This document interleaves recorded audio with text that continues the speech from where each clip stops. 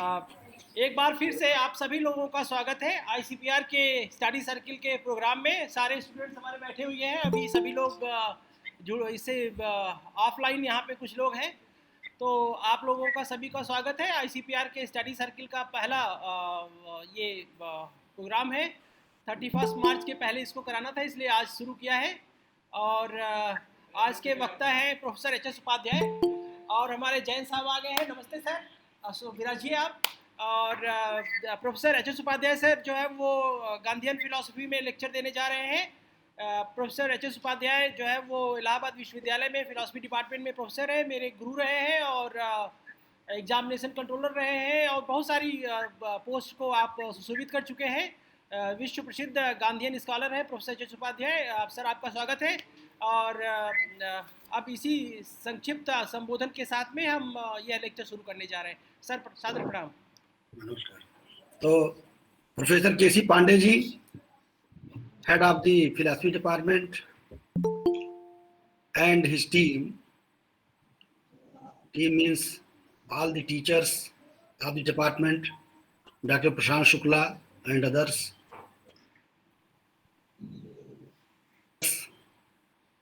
all the students and all the participants, I express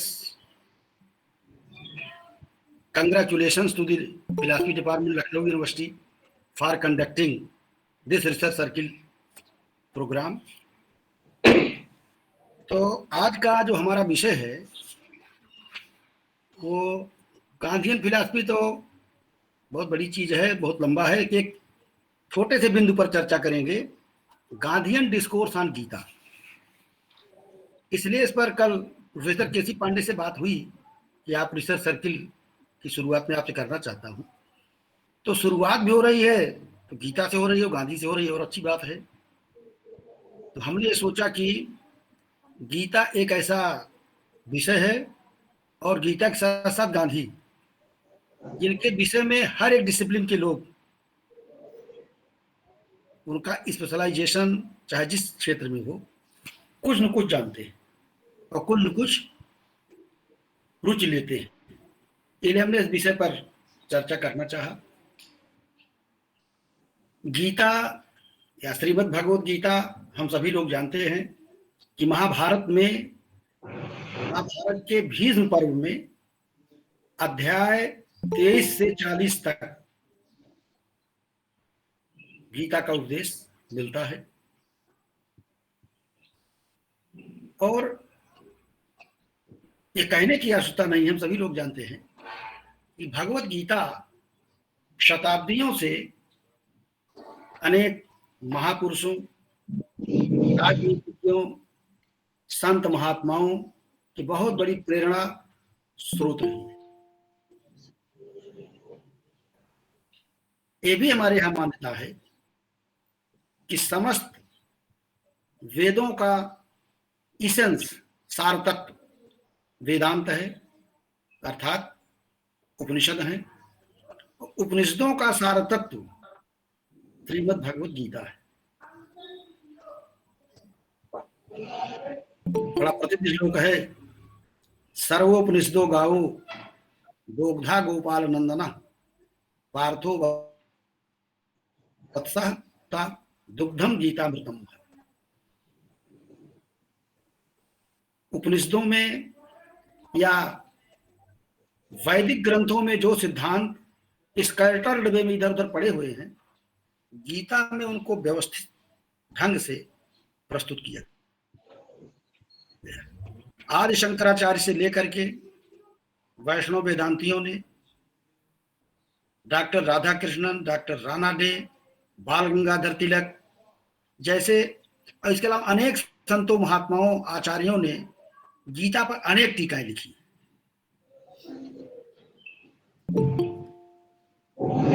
इन सबसे आप सभी लोग प्रायः परिचित होंगे जो फिलॉसफी के उस दिशा में या उस विधा में काम करने वाले लोग हैं। बाल गंगाधर तिलक का गीता रहस्य, शंकराचार्य ने कहा गीता ज्ञान योग है, तिलक ने कहा कर्म योग है, वैष्णव वेदांतियों ने कहा कि भक्ति मार्ग है। गांधी ने भी गीता पर बहुत ज्यादा तो नहीं लिखा है, उनके कुछ रचनाएं हैं, उनके आधार पर एक उनके विचारों की झलक मिलती है। एक तो उनका बहुत भूमिका है अनासक्त योग गीता का, गांधी जी का। इसके अलावा गीता माता में एक समरी दिया है, और अपनी आत्मकथा में भी मतलब कई जगह उन्होंने गीता का उल्लेख किया है। उनका हिंद स्वराज अगर आप पढ़िए तो लगता है गीता का ही एक संस्करण है। जैसे संवाद शैली में गीता लिखी गई है, वैसे हिंद स्वराज भी संवाद शैली में है। तो ये तो सामान्य परिचय है। गांधी जी के संदर्भ में एक छोटा बिंदु है। गीता पर तो महासागर है, इतने ग्रंथ लिखे जा चुके हैं कि सबकी व्याख्या करना न तो संभव है और न संभव है। जितने ग्रंथ लिखे गए सबको पढ़ लिया जाए, ऑलमोस्ट कुछ बातें सब में कॉमन पाई जाती हैं। लेकिन गांधी जी कोई फॉर्मल फिलासफर नहीं थे, हम सभी लोग जानते हैं। कोई प्रकार से बैरिस्टर थे, वकील थे, बाद में राजनीति में आए।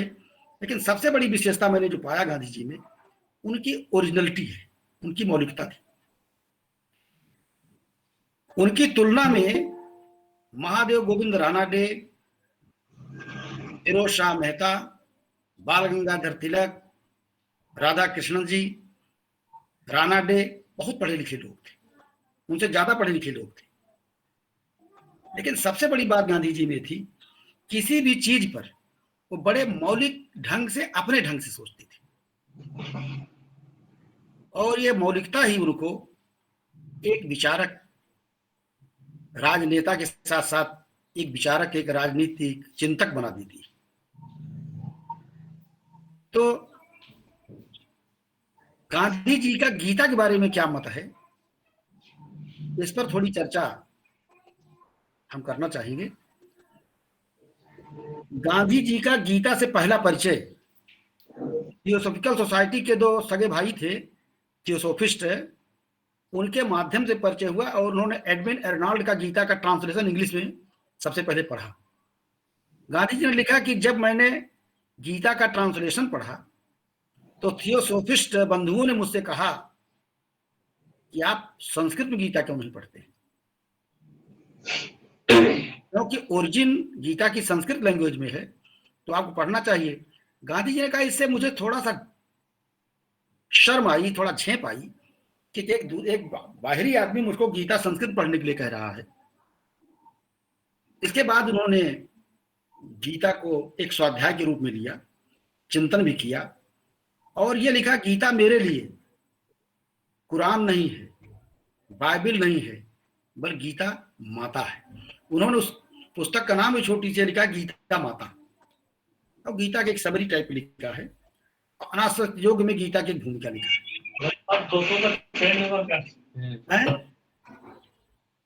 कुछ कहा आपने? नहीं, आपके लिए नहीं सर। अच्छा, तो आवाज तो आ रही है ना? आवाज आ रही सर। हाँ, तो गीता गांधी के लिए उन्होंने कहा कि जब मुझे कोई राजनैतिक, सामाजिक उलझन आती थी, मैं किसी मुसीबत में फंसता था, तो गीता की तरफ वापस जाता था और कोई न कोई मार्ग मुझे गीता में सुझाई पड़ता था। और उन्होंने कहा, गीता को धार्मिक, एक मेरे लिए ऐतिहासिक ग्रंथ नहीं बल्कि धार्मिक ग्रंथ है। इसके अतिरिक्त गांधी जी से संबंधित गीता का विचार महादेव देसाई, जो गांधी जी के बड़े क्लोज थे, विनोबा भावे, राणा डे, राधा कृष्णन, इन लोगों ने भी गांधी जी के गीता संबंधी विचारों पर चर्चा किया है। उससे और थोड़ा क्लैरिटी आती है और स्पष्टता आती है गांधी जी गीता के बारे में क्या कहते हैं। तो सबसे पहली बात यह है, गांधी जी ने कहा कि गीता अनासक्त योग है। अनासक्त योग में अहिंसा सहज भाव से अंतर्भूत हो जाती है, मतलब नॉन वायलेंस इंक्लूडेड इन अनासक्त योग। बिना पूर्ण अनासक्ति के पूर्ण अहिंसा नहीं आ सकती। तो उनका ये कहना था, गीता और उसके साथ साथ महाभारत की मुख्य शिक्षा अहिंसा है। ये बात थोड़ा सा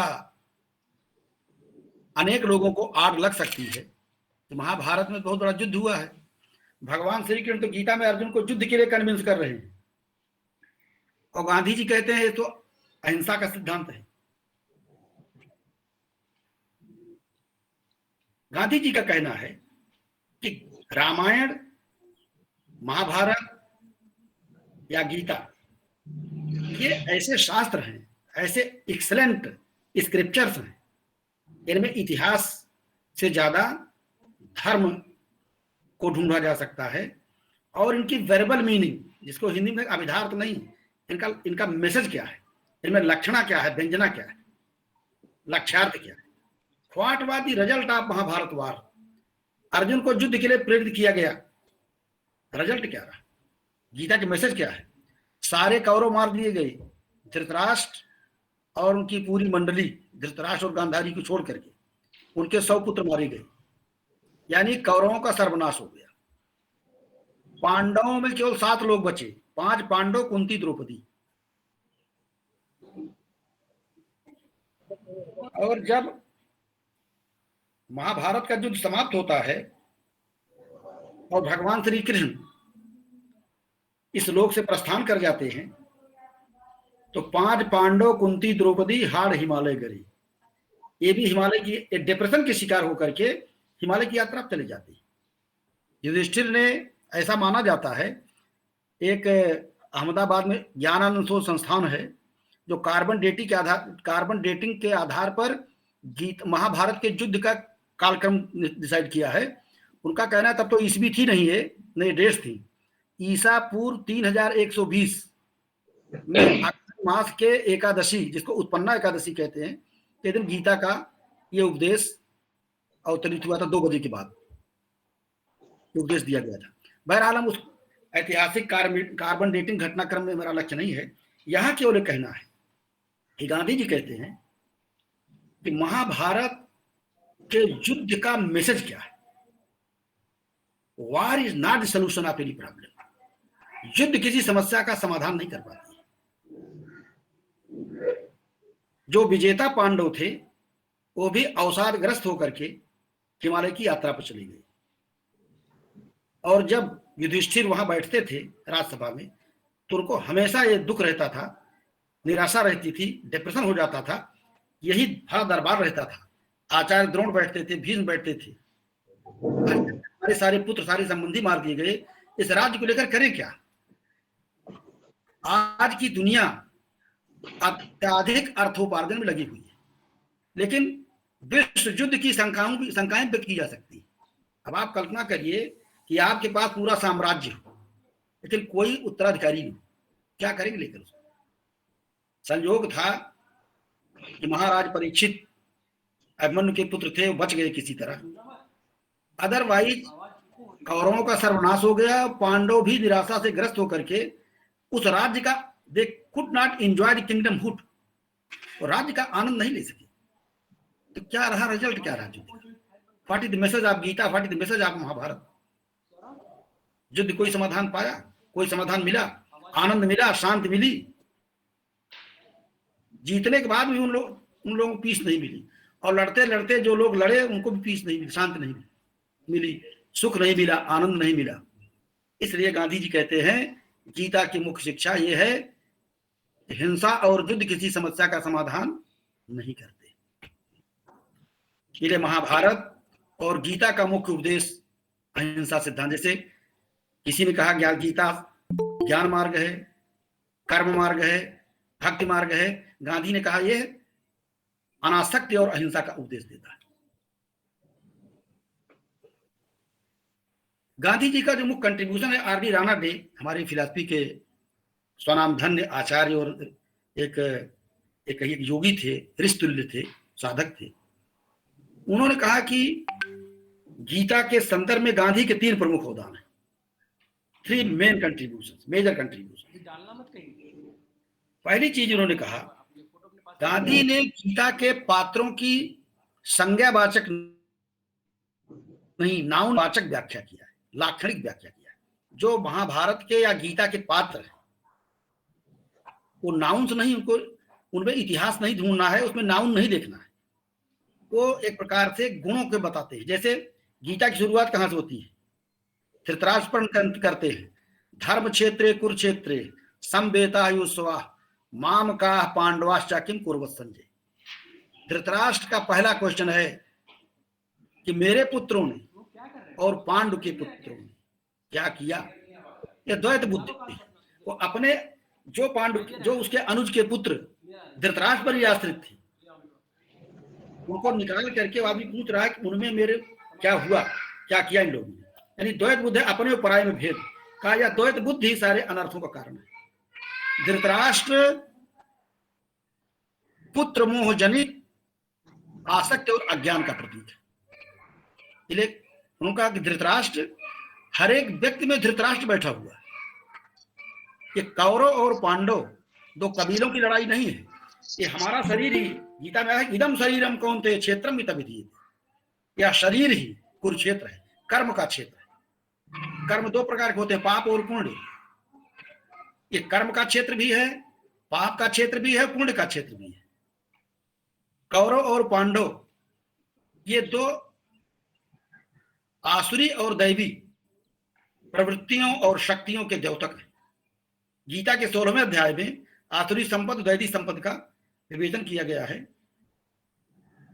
और हिंद स्वराज में गांधी ने जो पश्चिमी सभ्यता की आलोचना किया है उसको पढ़ लीजिए, और आसुरी दैवी संपद पढ़ लीजिए, लगा कि उसी का अनुवाद है, उसी का एक 1909 में जो लिखा उसी की 20वीं शताब्दी में एक नई व्याख्या है। तो उन्होंने पात्रों के लिए कहा, जैसे धृतराष्ट्र, धृतराष्ट्र अज्ञान का प्रतीक है। कैसा ज्ञान? मोह जनित आसक्ति से उत्पन्न ज्ञान। दुर्योधन अहंकार का प्रतीक है। भाई ये कहना कि सूचाग्रम न दास्याम, महाभारत तरफ जाइए, सूचाग्रम न दास्याम युद्धेन बिना केशव, क्या 5 गांव देने के लिए धृतराष्ट्र के पास जमीन नहीं थी? यहां ईर्ष्या है, ये ईर्ष्या है, अतिशय अहंकार है, इनको कुछ नहीं देंगे, क्या कर लेंगे? जिसके साथ भीष्म हो, द्रोण जैसे महारथी हो, अश्वत्थामा और कर्ण हो, उसका ये 5 पांडव क्या कर लेंगे? ये अहंकार है। यह अहंकार ही ईर्ष्या, द्वेष उत्पन्न करता है और अन्याय के मार्ग से लोगों को विचलित करता है। अर्जुन, इसी प्रकार का कौरव जो है, ये काम, क्रोध, मोह, लोभ, मद, मात्सर्य, ईर्ष्या, द्वेष सारी कुप्रवृत्तियों के द्योतक है। इसी प्रकार पांडव क्षमा, धैर्य, आप पांडवों में देखिए, धैर्य, करुणा, त्याग, टॉलरेंस, ये सारी बातें जो दैवी संपद है, जो सद्गुण है लोगों में, ये उनके द्योतक है पांडव। तो कौरव और पांडव आसुरी शक्तियों और दैवी शक्तियों, अच्छाई और बुराई का यह द्वंद्व हमारे व्यक्तित्व में रोज चलता रहता है, डेली रूटीन का। ऐसा नहीं है कि गीता हमारे रोजमर्रा के जीवन से जुड़ी हुई चीज है। जिसने गीता के इन प्रवृत्तियों को और इन भावों को समझ लिया वो बहुत बड़ा मनोवैज्ञानिक भी होगा। आप समझ लें, विल बी ग्रेट साइकोलॉजिस्ट। काम, क्रोध, मोह, लोभ, मद, मात्सर्य, ईर्ष्या, ये मनुष्य के लिए एक नेचुरल टेंडेंसी है, हर मनुष्य में होती है। अब जो आदमी कहता है मुझे कोई लोभ नहीं है, मुझे कोई ईर्ष्या नहीं, उसे सावधान रहिए, तो बोल क्यों रहा है? सब में होता है, आप में भी है, हम में भी है, लेकिन इसके साथ साथ अच्छाइयां भी होती है। हमें टॉलरेंस भी होता है, पेशेंस भी होता है, मेर्सी, करुणा, कंपैशन भी होता है, लव भी होता है, अफेक्शन भी होता है, क्षमा भी होती है। तो इन दोनों प्रवृत्तियों में संघर्ष होता रहता है हर एक मनुष्य के जीवन। तो गांधी ने को जीवन से जोड़ा, फिलॉसफी ऑफ लाइफ, जीवन दर्शन है। अच्छाई और बुराई का यह संघर्ष हमारे डेली जीवन में चलता है, इसलिए गांधी का यह जीवन से जुड़ा हुआ चीज है। महाभारत का युद्ध, गीता का उद्देश्य दो परिवारों की लड़ाई का वर्णन करना नहीं है, दो कबीलों की लड़ाई नहीं है, ये हमारे जीवन में चलने वाला शाश्वत संघर्ष है। अर्जुन क्या है? Arjun is symbol of common sense, मन है। अर्जुन मनुष्य का मन है, हर एक मनुष्य में। जब कोई बुद्धिमान मनुष्य, साधारण मनुष्य, कॉमन सेंस वाला मनुष्य कोई कर्म करने चलता है तो सबसे पहले हम क्या करें, उसके परिणाम पर विचार करते हैं। जो पहला अध्याय गीता का है, अर्जुन का विषाद योग, यही अर्जुन ने किया। हर एक, हम सभी लोग रोज यही करते हैं। जब कोई बड़ा काम करने चलते हैं, कोई कंट्रोवर्शियल काम, कोई बहुत भयानक कार्य, तो सोचते हैं इसका परिणाम क्या होगा, इसका रिजल्ट क्या होगा। हर एक आदमी इसको सोचता है, सोचना भी चाहिए। अर्जुन में आपको त्याग देख रहे हैं कि उन्होंने कहा कि मैं इस राज्य के लिए, तीनों लोगों के राज्य के लिए अपने संबंधियों को हत्या नहीं करूंगा। हमारे उस समय की जो परंपरा थी, हमारे कुल की स्त्रियां दूषित हो जाएंगी, वर्ण संकर संतानें पैदा होंगी, हमारे पिता नरक में चले जाएंगे। और दूसरी चीज उन्होंने कृष्ण से भी पूछा, संशयग्रस्त थे, पता नहीं युद्ध में मैं जीतूंगा क्या जीतेंगे। अर्जुन के विषाद का कारण भय और संशय दोनों। भय था, सर्वनाश का भय था, और संशय था कि मान लिया हम युद्ध करते भी हैं तो who will be victorious, who will win. निश्चित नहीं मैं जीत ही जाऊंगा इतने महारथियों के सामने। तो ये भय और संशय कारण क्या है? अर्जुन के विषाद का कारण कर्म के पद परिणाम है। श्री कृष्ण ने जो उसके बाद कहा, गांधी जी कहते हैं कि बात तो आप बड़े पंडितों जैसी कर रहे हैं, जैसे वैराग्य है, त्याग है, हम भीख मांग करके रह लेंगे। क्लास नहीं चल रही है जो शोर। उन्होंने कहा कि हम भिक्षाटन करके जीवन व्यतीत कर लेंगे, लेकिन राज्य के लिए मैं इनकी हत्या नहीं करूंगा। श्री कृष्ण विवेक के प्रतीक हैं। जैसे आप अध्यापक हैं, मैं सारे विद्यार्थियों के बाद जरूर बताना चाहूंगा, आपके जो शिक्षक हैं अगर रिसर्च करना चाहते हैं, या आप बीए एमए के ही छात्र हैं, तो शिक्षक आपका विवेक का प्रतीक है। जैसे जोगेश्वर श्री कृष्ण, आप में अगर श्रद्धा होगी तो एकलव्य की तरह आप अपने शिक्षक से, चाहे वो कितना भी आपके प्रति दुर्भाव रखता हो, आप शिक्षा प्राप्त कर लेंगे, आपको ज्ञान प्राप्त हो जाएगा। इसलिए ये भी शिक्षा है। जैसे अर्जुन ने श्री कृष्ण के प्रति व्यवहार किया, वैसे सारे शिक्षकों के साथ, गुरुजनों के साथ अर्जुन की तरह विद्यार्थियों का व्यवहार होना चाहिए, अगर आप अपने ज्ञान को सफल बनाना चाहते हैं, अपनी विद्या को। क्यों? गुरु शिक्षक हो चाहे जैसा भी हो, उसके आशीर्वचन के बिना आपकी विद्या कभी सफल नहीं हो सकती। इसलिए दिल से आप रखिए, जो आपका शिक्षक क्या सोचता है, जिसकी उसकी प्रॉब्लम है। गांधी जी यही कहते थे, हमारे बारे में दूसरे लोग क्या सोचते हैं ये उनकी समस्या है, लेकिन हम सभी लोग यही सोचते रहते हैं हमारे बारे में फला क्या सोच रहा है। तो गीता के भी, गांधी जी कहते गीता के भी शिक्षा है कि दूसरे लोगों के बारे में नहीं, आप अपने बारे में सोचिए आपको क्या करना है। दूसरे लोग आपके बारे में क्या सोचते हैं, this is not your problem, this is their problem.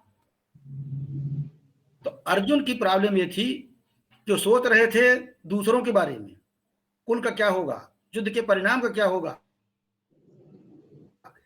जो शिक्षा दिया अनासक्त योग की, गांधी जी कहते हैं कि आपके विषाद का कारण, भय और संशय का कारण त्याग नहीं है, वैराग्य नहीं है, इसको कहते हैं अनुसान वैराग्य। जब अनुसान में आदमी जाता है किसी की मृत्यु के बाद, तो थोड़ी देर के वैराग्य पैदा होता है, लेकिन कुछ क्षणों के बाद फिर वही रोजमर्रा के कार्य में लग जाता है। तो अर्जुन के विषाद और भय संशय का कारण उसका फलासक्ति है। इसलिए गीता की जो शिक्षा है वो अनासक्ति है, अनासक्ति योग है। अब अर्जुन ने बड़ा अच्छे प्रश्न किए हैं। एक स्टूडेंट के रूप में बने को देखिए, और अपने टीचर के रूप में श्री कृष्ण देखिए। और श्री कृष्ण का भाई आप आम संयमी बनिए, मन पर कंट्रोल करिए। इस पर अर्जुन का बड़ा अच्छा प्रश्न है। चंचलम ही मन कृष्ण प्रमाति बलवदृढ़ तस्य हम निग्रहम मन्ये वायुरुसु दुष्करम। गांधी जी ने इसको बड़ी याद कथा में कोट किया। वह निशानेबाज अर्जुन जो कड़ाहे के तेल में खौलती हुई मछली के प्रतिबिंब को देख करके उसकी आंखें बेच सकता था, इतना कंसंट्रेशन ऑफ माइंड था। वो कहता है कि मन को वश में करना वायु को पकड़ने से भी कठिन है। आप जानते हैं कि वायु को पकड़ा नहीं जा सकता, air can not be handled, लेकिन हवा को पकड़ने से ज्यादा कठिन मन का नियंत्रण है। गांधी जी ने लिखा है कि संसार को शस्त्र युद्ध से जीतना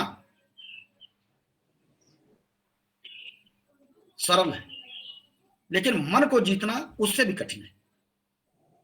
मतलब संसार को शस्त्र युद्ध से जीत लेना बहुत सरल नहीं है, लेकिन मन को जीतना उससे भी ज्यादा कठिन है। तो ये बात हम सभी लोग मन में, हम दूसरों को संयम की शिक्षा देते हैं, मन पर निग्रह करिए। अर्जुन ने कहा कैसे निग्रह करें, बहुत कठिन है, वेरी डिफिकल्ट, कहना बहुत आसान है। किसी को मना कर दिया कि उनकी तरफ मत देखिए, जरूर इच्छा होगी थोड़ा देख ले क्या है, मन उसी तरफ बार बार ले जाएगा। इस पर श्री कृष्ण ने जो जवाब दिया वो भी बहुत अच्छा था। उन्होंने डिमोरलाइज नहीं किया। इसलिए अपने विद्यार्थियों को प्रश्न पूछने पर कभी हतोत्साहित नहीं करना चाहिए। अच्छे अध्यापक के गुण नहीं कि आप उनको डिमोरलाइज करिए। उन्होंने कहा कि असंशय महाबाहु, नो डाउट, मन को कंट्रोल में करना वेरी डिफिकल्ट, लेकिन अभ्यासेन तू कौनते वैराग्येण च शक्यते। अभ्यास में साधना, सतत साधना, कंटिन्यूअस अटेम्प्ट, प्रैक्टिस, मन को नियंत्रित करने का। कोई मैजिक नहीं है गीता का, इसलिए एक वैज्ञानिकता है, कोई जादू की छड़ी नहीं है, कोई चमत्कार हम नहीं बता रहे हैं आपको। अभ्यास करिए, बार बार अभ्यास करिए और त्याग का भाव लाइए। त्याग क्या है? धन, यश, पद के प्रति त्याग का भाव। ये प्रैक्टिस से आएगी, साधना से आएगी और क्रमशः धीरे धीरे आता है। तो कृष्ण ने जो उपदेश दिया, फिर अर्जुन ने प्रश्न किया मनुष्य पाप क्यों करता है? आप ये बताइए कि पाप क्यों करता है मनुष्य? उन्होंने कहा कि काम एस क्रोध एस रजोगुण समुद्भव। काम, क्रोध, लोभ ये पाप के मूल कारण है। और गांधी जी ने कोट किया है गीता अपनी आत्मकथा में।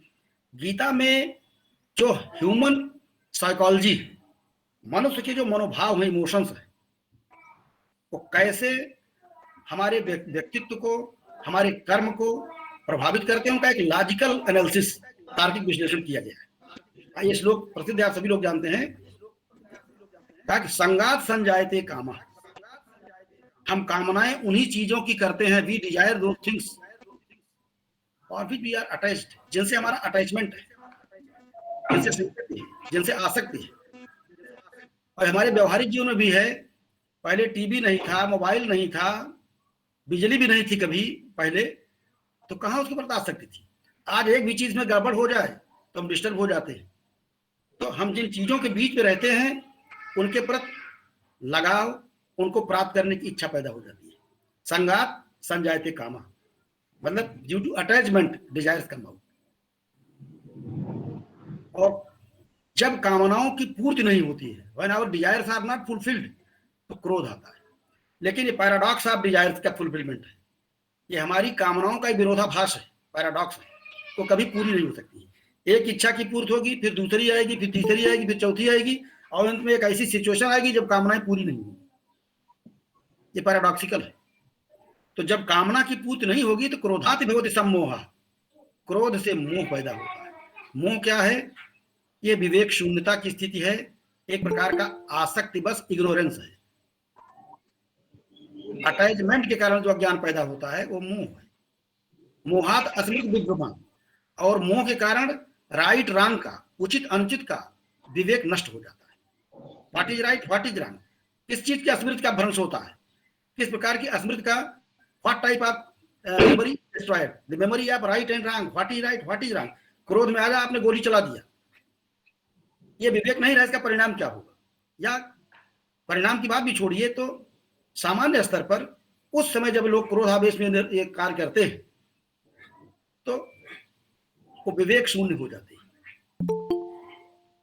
अस्मृत भ्रंशात बुद्धिनाशो, और जिसकी अस्मृत, जिसका विवेक, उचित अनुचित का विवेक नष्ट हो गया, अस्मृत खत्म हो गई, तो बुद्धि नष्ट हो जाती है। अब बुद्धिनाशात प्रणश्यति, और जिसकी होता, जिसको दंड देते हैं, तो डंडा लाठी और रिवाल्वर लेकर नहीं आते हैं, उसकी बुद्धि नष्ट कर देते हैं। तो ये विश्लेषण किया, मनोविश्लेषण किया पहले गीता में। ये साइकोलॉजी के इससे डीप बातें है, डीप साइकोलॉजी है कि अन्य मनोवैज्ञानिक क्या करते हैं हमारे मनोविज्ञान में, कि केवल मनुष्य कैसे सोचता है, कैसे बिहेव करता है, कैसे कर्म करता है, कैसे भावना उसकी होती है, इन सबका यथातथ चित्रण किया जाता है। गीता में इसके साथ साथ इस पर कंट्रोल करने का तरीका बताया, जो अभ्यास और वैराग की बात की गई। अच्छा, अब उसमें कई तरह के मार्ग हैं, आप सभी लोग परिचित हो कि गांधी ने कहा गीता की सबसे बड़ी बात यह है, इससे सबसे सरल मार्ग बताया गया। ज्ञान योग, भक्ति योग, कर्म योग तो है ही, इसके अलावा बताया गया सर्वधर्मान परित्यज्य मामेकम शरणम, कुछ न हो तो शरणागत में आ जाए, सब खत्म हो गई बात, ईश्वर को समर्पित कर दीजिए सब कुछ। तो ये कहते हैं ये अनासक्ति जब आएगी तभी अहिंसा संभव है। समत्व की स्थिति क्या है, स्थित प्रज्ञता की स्थिति क्या है, जो विनोबा ने और लोगों ने कहा, जैसे गीता में लाभा लाभो जया जय, लाभ हानि, जय पराजय में समरूप होना, द्वंद्वों में संभाव होना। यही बात गांधी जी ने कहा सत्याग्रही के लिए। हम तो सत्य के लिए आग्रह कर रहे हैं, अब उसमें हमारी जय होगी पराजय होगी मैटर नहीं करता है। ये जीत और हार, लाभ और हानि, जीवन और मरण, ये सत्याग्रही के लिए कोई मैटर नहीं। शिक्षा गांधी ने, यह सिद्धांत गांधी ने गीता से लिया। तो एक व्याख्या जो हमारे राणा जी ने किया, प्रोफेसर आर.डी. राणा ने, कि गांधी जी का सबसे बड़ा कंट्रीब्यूशन गीता के संदर्भ में, कि गांधी ने गीता के पात्रों की लाक्षणिक व्याख्या किया। ये नाउन्स नहीं है, एडजेक्टिव्स हैं, गुण है, गुणवाचक है। धृतराष्ट्र अज्ञान का सूचक, दुर्योधन अहंकार का सूचक, अर्जुन कॉमन सेंस वाले मनुष्य या मन का चंचल मन का सूचक, द्योतक, श्री कृष्ण विजडम योगेश्वर शिक्षक हैं, विवेक के द्योतक हैं। इसी प्रकार से कौरव और पांडव क्रमशः आसुरी और दैवी प्रवृत्तियों, अच्छाई और बुराई के प्रतीक है। यह लाक्षणिक व्याख्या गांधी ने किया। दूसरा कंट्रीब्यूशन गांधी जी का रहा नित्य कर्म की व्याख्या।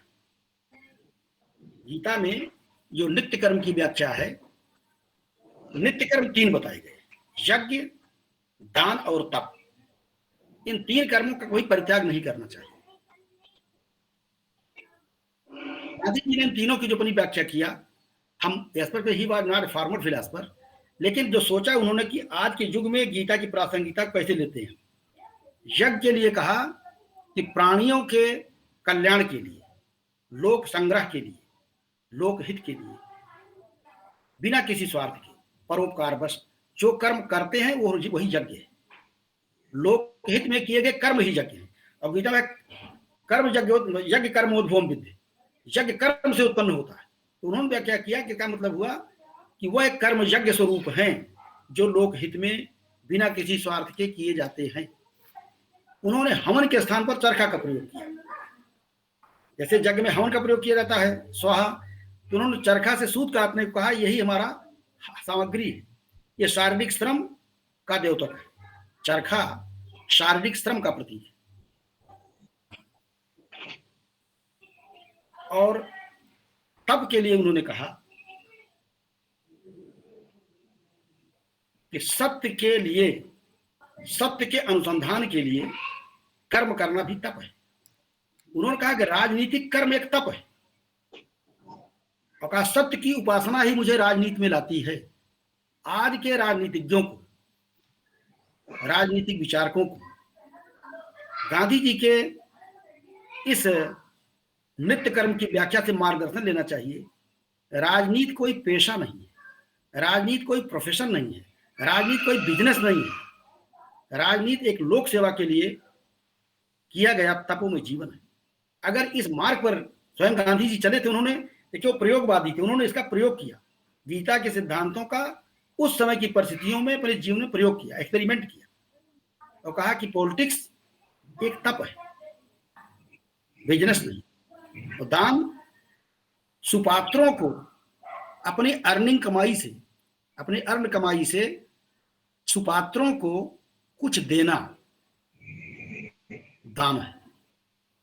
दान देते समय गीतम व्या है सात्विक दान, राजसिक दान, तामसिक दान का। सात्विक दान यही है, समाज का जो अंतिम व्यक्ति है, सबसे गरीब व्यक्ति है, उसके हित में अपनी ईमानदारी से जो हम अर्न करते हैं उसको डोनेट करना ही सच्चा दान है। तो उन्होंने नित्य कर्म की व्याख्या जो किया वो भी अपने समय की या आज की परिस्थितियों के संदर्भ में किया। इसके अतिरिक्त नित्य कर्म के अलावा उन्होंने स्वदेशी की व्याख्या किया। स्वधर्मे निधनम श्रेयः परधर्मो भयावह। ये कहा कि स्वदेशी, स्वधर्म का मतलब है स्व मीन्स आत्मा, तो स्वधर्म आत्मा का धर्म स्वदेशी से जोड़ा। अपने देश की बनी हुई वस्तुओं का प्रयोग करना जो देश की अर्थव्यवस्था के हित में है। उन्होंने कहा कि हम मैनचेस्टर से बने हुए कपड़े खरीदते हैं तो अपने यहाँ के जुलाहों को खाने के लिए, मरने के लिए छोड़ देते हैं। महंगी चीजें खरीदते हैं या उनसे सस्ती चीजें, थोड़ा महंगा भी खरीद कर अगर हमें अपने देश के लोगों की अर्थव्यवस्था को ठीक करना है तो स्वधर्म है कि स्वदेशी चीजों का उपयोग करिए, स्वदेशी खरीदिए, स्वदेशी व्यवहार में लाइए। जब स्वदेशी आएगी तभी स्वराज्य आएगा। बिना स्वदेशी के, स्वदेशी मतलब स्वदेशी अर्थव्यवस्था, स्वदेशी कल्चर, स्वदेशी संस्कृत, स्वदेशी भाषा, स्वदेशी, तब स्वदेशी मतलब स्वराज्य। केवल अंग्रेजों के चले जाने से स्वराज नहीं आएगा। ये तो यही है, उन्होंने कहा कि बाघ का स्वभाव बाघ को नहीं चाहते, यानी काले लोग गोरे लोगों के स्थान पर सत्तासीन हो जाएं, इससे स्वराज नहीं आएगा। जहां अंग्रेज बैठते थे वहीं आप बैठ जाइए। हिंद स्वराज ने जो पाश्चात्य सभ्यता की आलोचना किया, ही कहा है कि आप ये नहीं चाहते, आप ये चाहते हैं कि अंग्रेजों के स्थान पर आप शासन करें। जो व्यवस्था उन्होंने बनाया जब तक बदले, जब तक स्वदेशी नहीं आएगा तब तक स्वराज क्या मतलब होगा। और स्वराज की व्याख्या बाद में कई लोगों ने किया अनेक प्रकार से। गांधी जी ने क्या, स्वराज्य, स्व सेल्फ डिसिप्लिन, अपने व्यक्ति के लिए स्वराज्य है आत्म अनुशासन, समाज के लिए स्वावलंबी होना, राज्य के लिए स्वशासन, सेल्फ रूल। तो स्वदेशी से स्वराज्य आएगा, स्वराज्य से सुशासन, गुड गवर्नेंस। जब तक व्यवस्था आप स्वयं नहीं करेंगे, सबसे बड़ा सुशासन आप स्वयं आत्मनुशासित हों। वैसे हमारा राज्य ऐसा हो कि कम से कम शासन करे, जनता को पूर्ण स्वतंत्रता हो और नैतिक हो लोग। इसको कुछ लोग यूटोपियन कह सकते हैं, लेकिन वास्तविकता यही है कि जब तक स्वराज्य नहीं होगा, मॉरल राज्य नहीं, जब तक मॉरलिटी नहीं होगी लोगों में, तब तक केवल पुलिस के बल पर लॉ एंड ऑर्डर ठीक नहीं किया सकता है।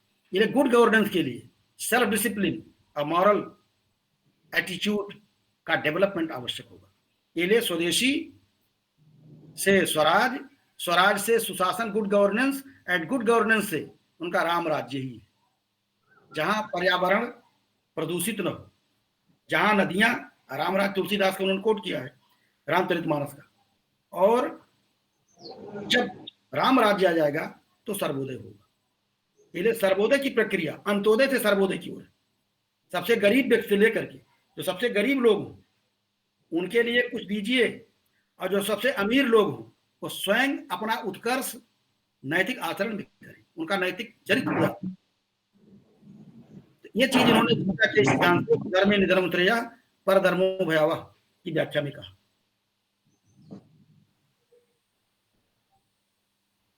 शेष बातें गांधी जी की हैं।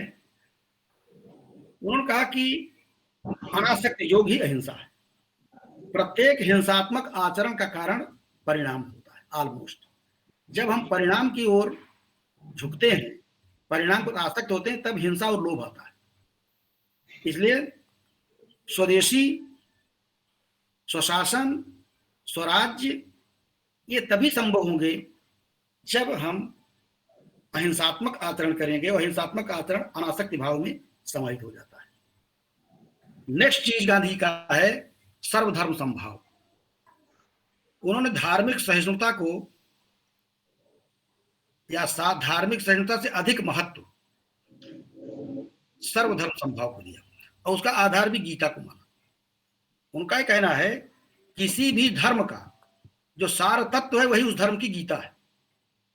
गांधी ने कहा किसी भी धर्म का, धर्म ग्रंथ का जो इसेंस है, चाहे वो कुरान हो, चाहे बाइबल हो, जंदाबस्ता हो, या एनी रिलीजन, उसका जो स्क्रिप्चर का जो सार तत्व है वही उस धर्म की गीता है। इसलिए गीता सर्वधर्म, उनका गीता सर्वधर्म संभाव का ग्रंथ है। कम से कम जो भगवत गीता है उसमें आप देखें, आप किसी भी वर्ण के अनुयायी हो, धर्मों की बात इसलिए नहीं कर रहे हैं, उस समय जिस समय की गीता रचना है, ना तो यहूदी थे, न पारसी थे, न ईसाई थे, न इस्लाम था, ये जितनी मजहबी परंपराएं कोई था ही नहीं। ये तो सनातन धर्म को आज का हिंदू धर्म भी शुरू, कहीं हिंदू धर्म को उल्लेख वहां नहीं मिलता है। ये तो मॉडर्न कंसेप्ट है, या कहीं इधर की अवधारणाएं हैं आगे आने वाली।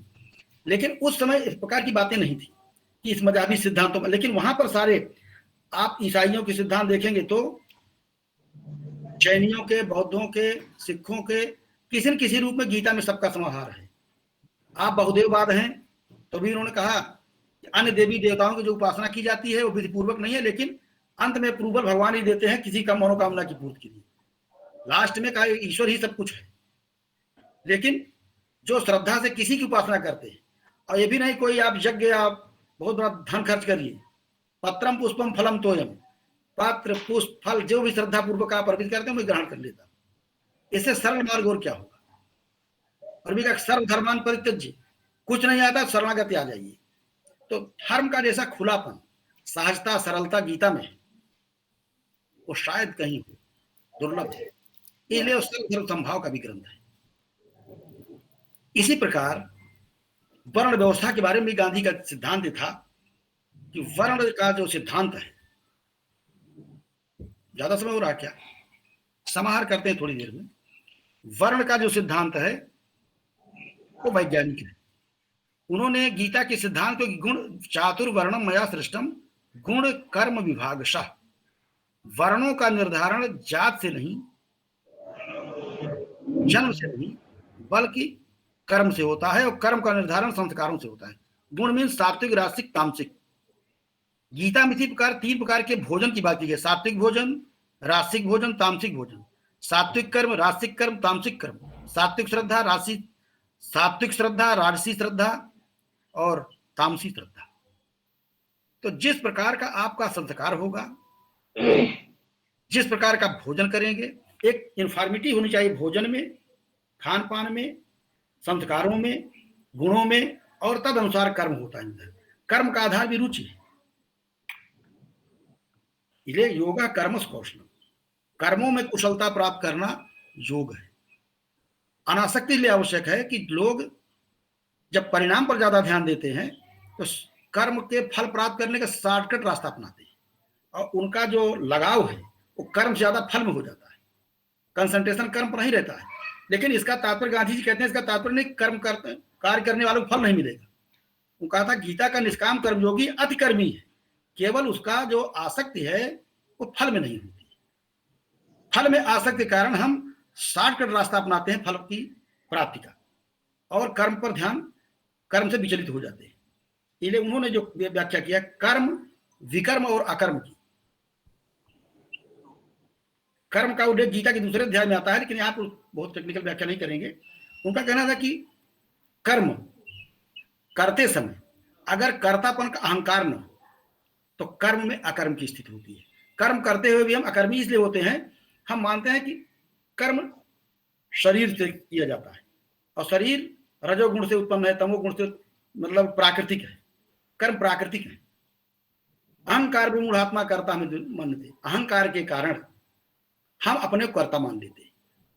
तो जब हम ईश्वरार्पण भाव से कर्म करते हैं तो कर्तापन का अहंकार शून्य हो जाता है। तो ये कर्म अकर्म की स्थिति है। अकर्म में भी कर्म होता है। कुछ लोग अकर्मण्य होते हैं लेकिन उनकी आसक्ति फलों में लगी रहती है, कर्म नहीं करेंगे, फल सब चाहेंगे। तो न कर्म करते हुए भी अकर्मी होते हुए भी कर्म करते रहते हैं। इन सब की व्याख्या गांधी जी ने जो किया, ये तमाम उनके ग्रंथों में स्कैटर डब्बे में है। तमाम कुछ बातें व्याख्या विनोबा जी ने किया, कुछ राणा डी साहब ने किया, कुछ उन्होंने किया महादेव देसाई ने। तो गांधी जी के इन विचारों को हमने बहुत संक्षेप में प्रस्तुत किया, क्योंकि समय एक सीमा है। हमको कहा गया कि 45-50 मिनट पूरी बात खत्म कर लीजिएगा, तो लगभग 45 मिनट हो चुका है।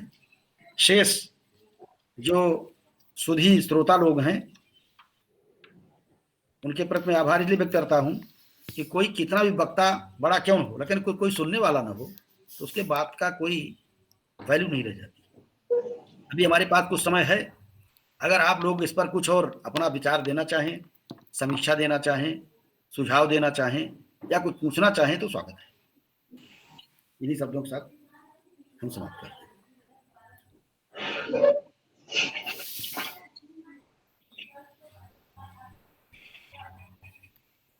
बहुत बहुत धन्यवाद सर, आपने बहुत बढ़िया लेक्चर दिया।